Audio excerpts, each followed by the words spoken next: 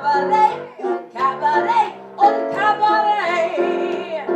Yes, ladies and gentlemen, here we are, practicing an art form that, as you can see, is totally irrelevant.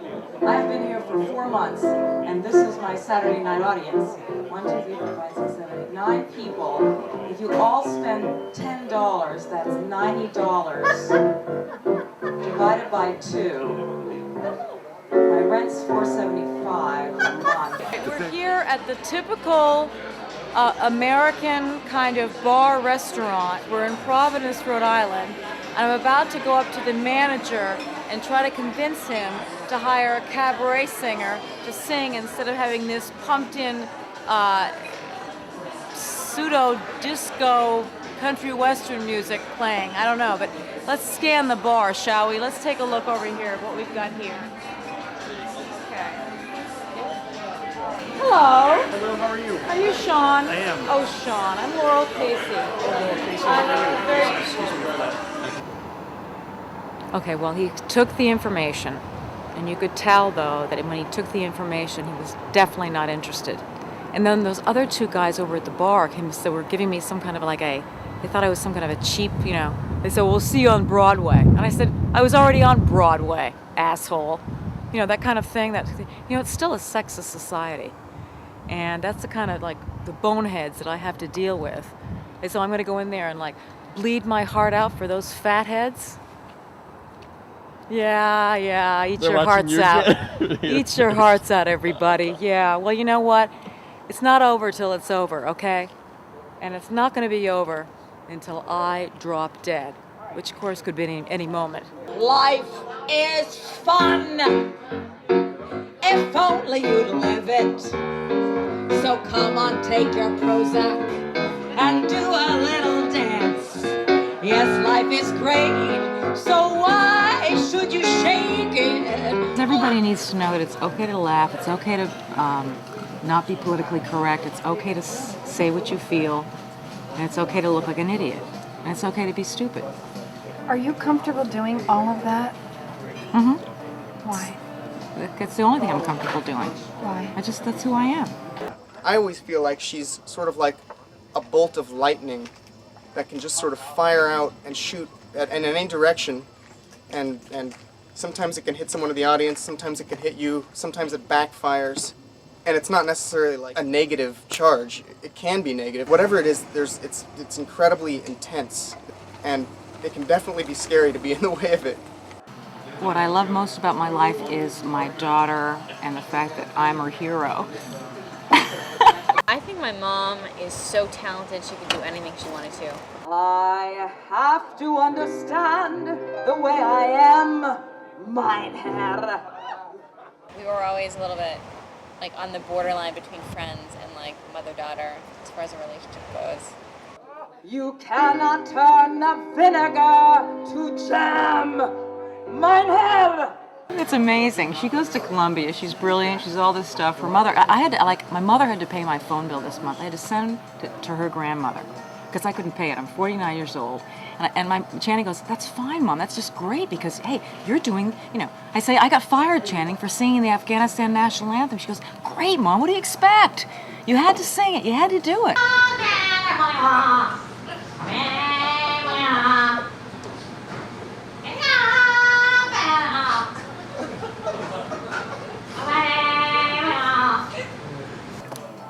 The fact that she admires what I do, even though I'm broke and not, successful. My father died a year ago, and all he left me was a hat. A Greek fisherman's hat. He did leave me $500 as well. Well, I left my mother $500, and she gave it to me for a facelift. Because she knew if I was going to be an American movie star at my age, I needed all the help I could get. Had you known anyone who'd had a facelift before? No.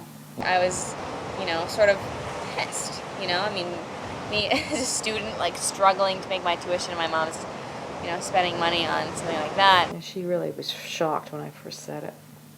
She goes, that's a violation of your natural beauty, You're beautiful, why not be beautiful in middle age? I said, I will be beautiful in middle aged in 10 years, but not yet. Mm-hmm. because, you know, I've had some bad years. So it's like cheating fate a little bit. I think she's beautiful now. I think she was beautiful before her facelift. My facelift, how does it look? Speaking of secrets.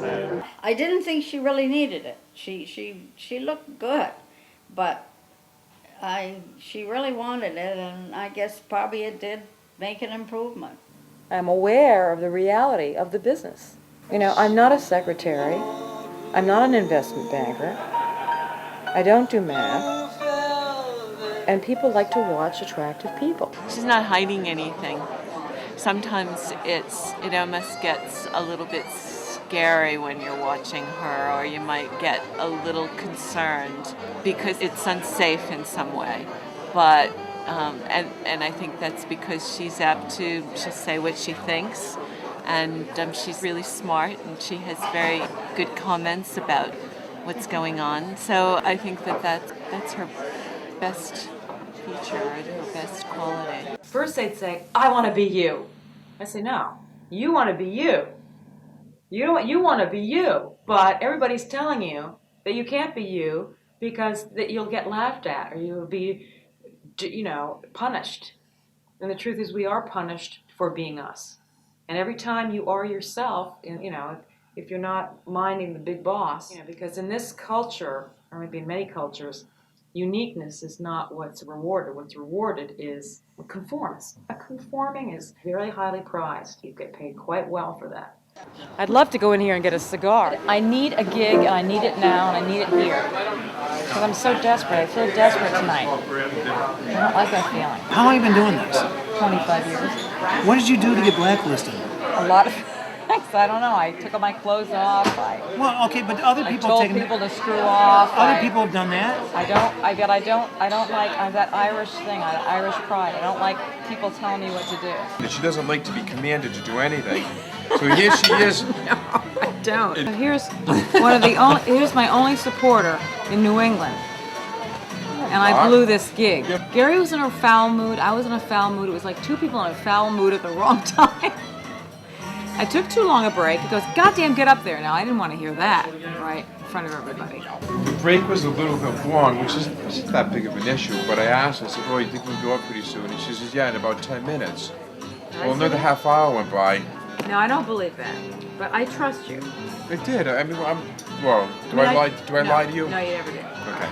So it was like an exorbitantly foul So break. then you went up and on the mic and says, my boss just got mad at me for taking too long of a break. The owner of Camille's, and they all turned around and looked at me. I was so embarrassed and humiliated. And then I self-sabotaged it. Even though club owners might hate you, if you have people that support you, there's nothing they can do. They care about one thing. They want an ass in every seat, just like Barnum Bailey said. An ass in every seat, a drink in every hand, love in everyone's heart. Falling in love again, I never wanted to. She moves so well, she sings so well, she jokes so well. Why people fire her? They're crazy. They're absolutely crazy. Okay, well, so you're difficult to work with at times. Well, with an agent, you know, and they say you have to do this, you have to do that. I don't do that. I'm an artist. but I do what I do. Agents, I don't know. You have to kiss ass. I don't kiss ass well. You know how that is with an Irishman. I don't kiss ass, man. I might suck dick, but I don't kiss ass. Did I say that? I didn't mean that. I don't even do that. That's why I'm divorced. Okay? Like that's why I don't have a boyfriend. I have nothing. I have this cigar. I have this wine. So tonight, when the game is over, we will shut the game off. Is it okay if I start after the game is over? No. All right, the game is on.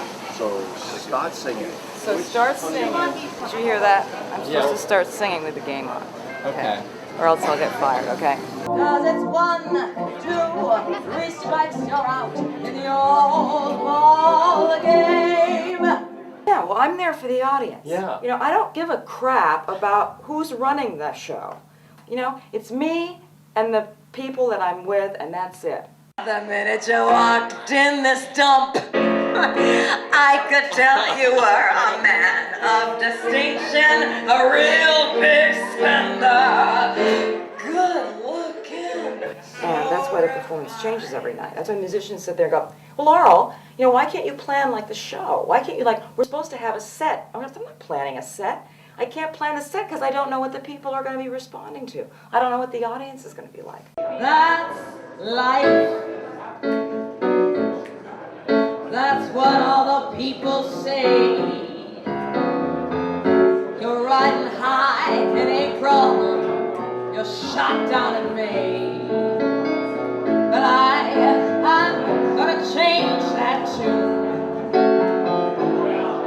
When I crawl back on top in June, I say that's life. Humor for me is the truth as we all see it, but nobody would ever dare admit it. Let's watch the show. Curtain up, light the lights. This is it, the night of nights. No more rehearsing or nursing the part. We know every part by heart. Oh, curtain up, light the lights. This is it, the night of nights. And oh, what heights we'll hit. Oh, on with the show, this is it. Go, take it away, Gabe.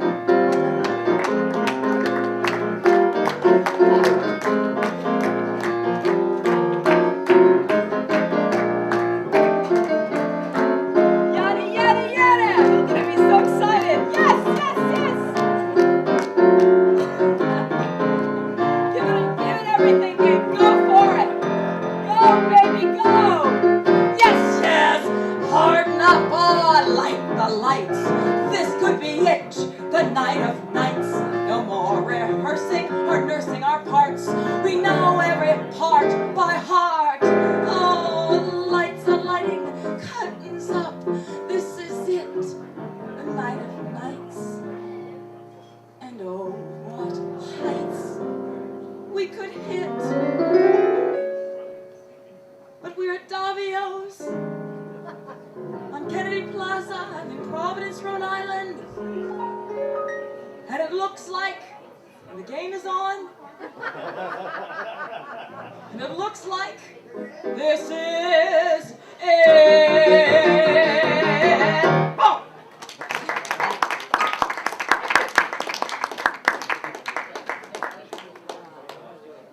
Thank you. You're listening to me.